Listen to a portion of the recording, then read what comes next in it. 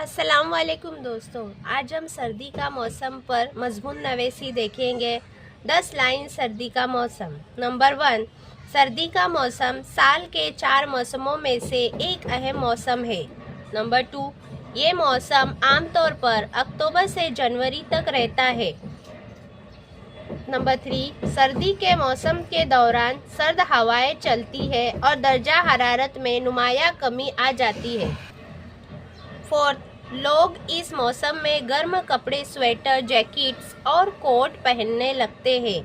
5, घरों में हीटर और आग जलाई जाती है ताकि सर्दी का मुकाबला किया जा सके। 6, मुख्तलिफ इलाकों में बर्फबारी होती है जो फितरत का दिलकश मंजर पेश करती है।